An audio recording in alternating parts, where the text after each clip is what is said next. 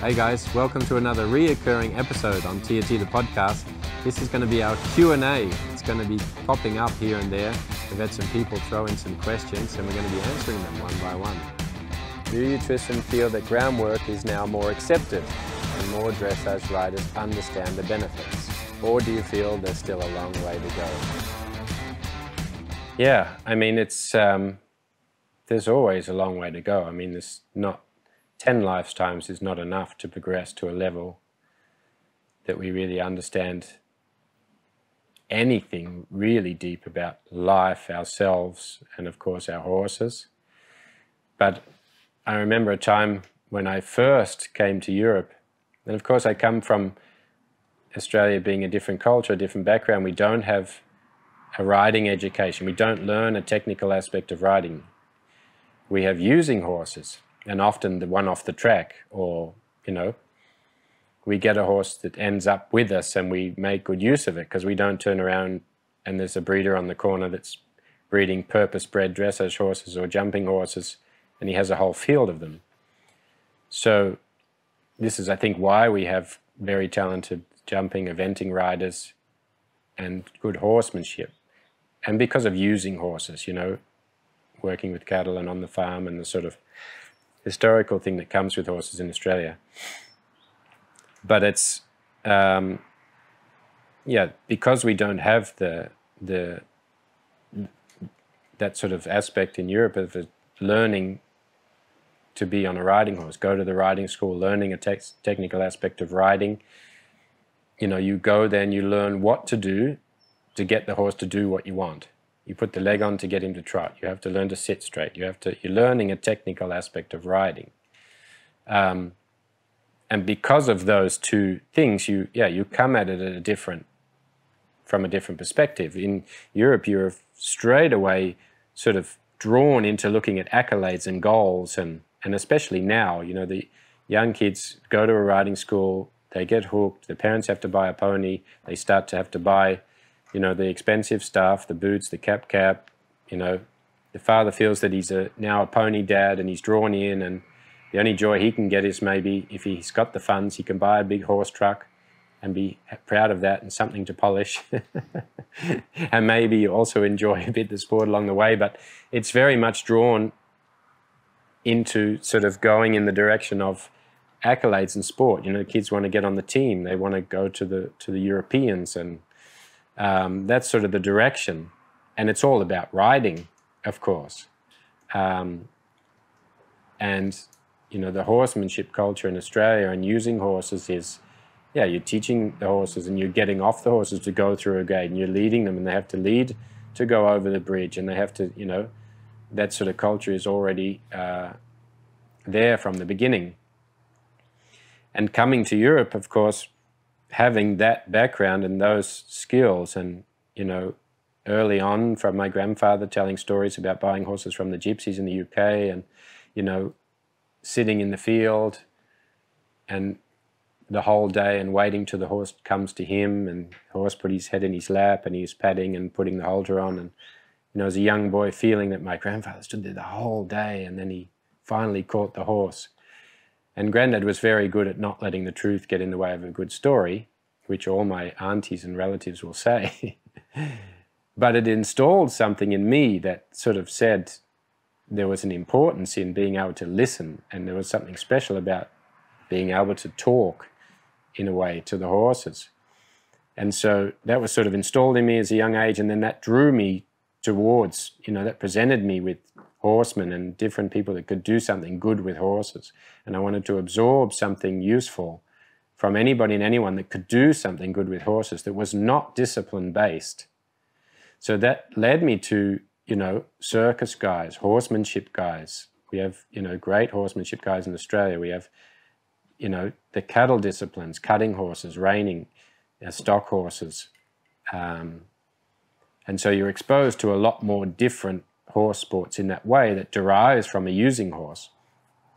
And so when, of course, I'm coming to Europe, then I have a horsemanship background, and my influence from Morton when I first came to Denmark is he also has this brilliant sort of inquisitive mind. He has this healthy, unhealthy addiction, like most of us, to finding out what you can teach a horse. To be able to teach a horse was something really important to him. And he had a great influence in the beginning. When I first came to Morton in end of 99 or early 2000, and that opened my eyes again to, you know, a lot of the other trainers, circus trainers, for instance, and people teaching things to horses that you didn't even know was possible.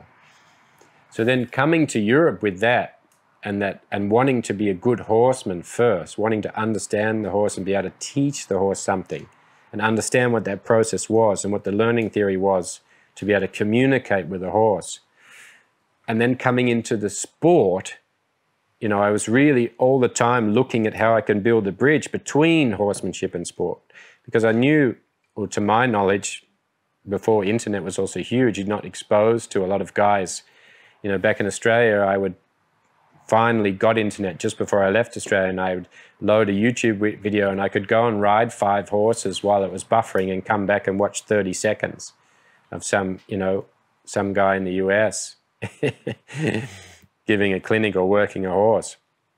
So of course it's different these days. You're exposed to much more things through the internet, and where it's gone is, you know, mind-boggling. But in that time, yeah, I sort of came to Europe, and then you're bringing with you your skills and trying to build that bridge between horsemanship and sport. And to my knowledge, there wasn't a lot of guys doing that, or definitely in the circles that I was traveling in.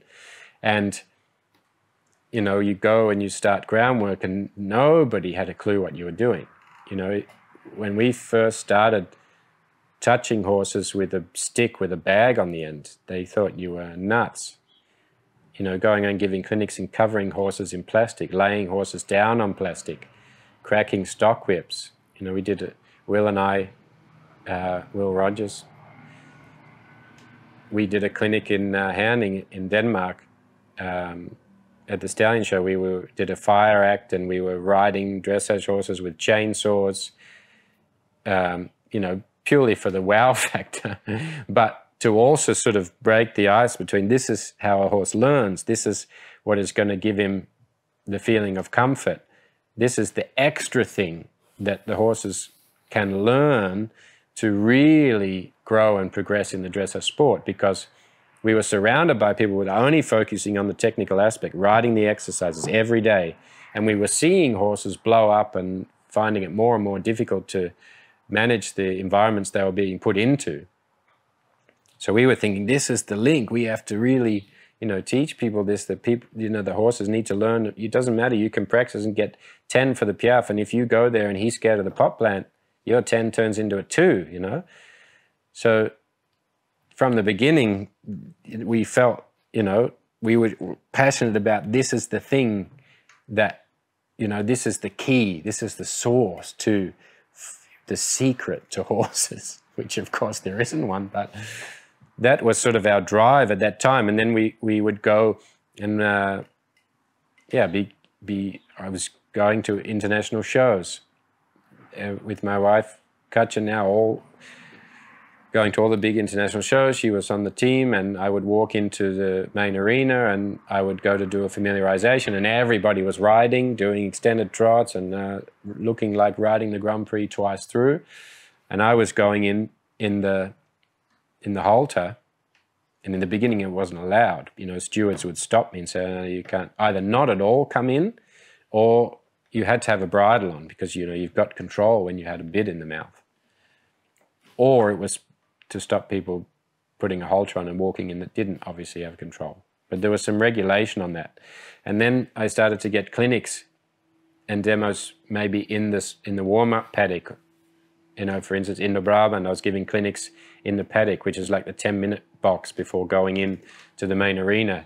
And of course, the stewards would be often still standing on those rings. The clinic would be maybe in between a class or in the break or before or something. And stewards start to see what was going on, what I was talking about in the clinics, and explaining about teaching the horses what it is in their physiology and what they should feel, and to be a master of themselves and have that good self-management when going into the ring, and to teach them how to be in control of themselves in those environments. and what the process was, what I was doing.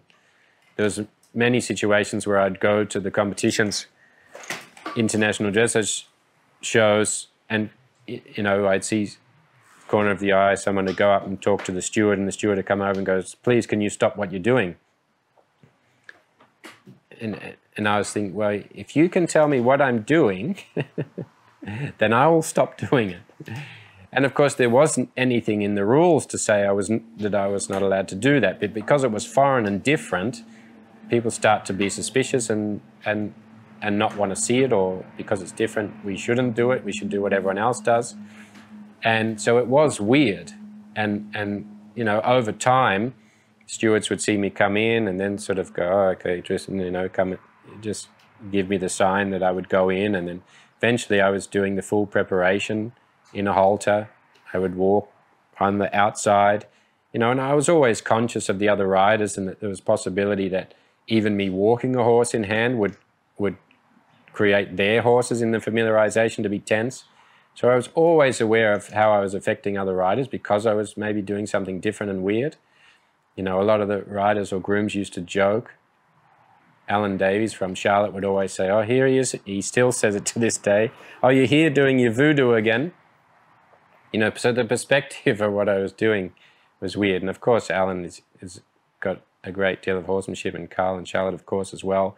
So it is, of course, a running joke, but it is evidence of the thought. And yeah, as it started to go along, I would take the horses in and really teach them the physical sensation in the body, in the space in which they had to perform. Thriller at that time, the horse that Katja was riding, was very eccentric and could be triggered by random things. And if we didn't do our homework and we didn't prepare him right for the environment he was about to go in, he would pull our pants down every time. And I would take him in and I would go through the first diagonal if it allowed me to. If there was not a whole lot of riders and I could get in the ring, I would go in the ring or just around the outside, get him to follow my body language, going forward, going back.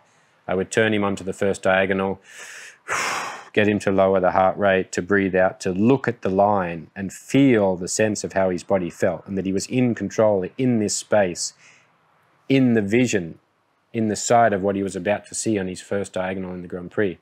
Trying to prepare them for these things, giving the horses some kind of visual training that they could also prepare themselves, that they felt in their mind that they actually had already done it. They've already been in the ring and they've already experienced it and they felt empowered by it. And of course, it was even what I was doing, walking in a rope halter, was weird.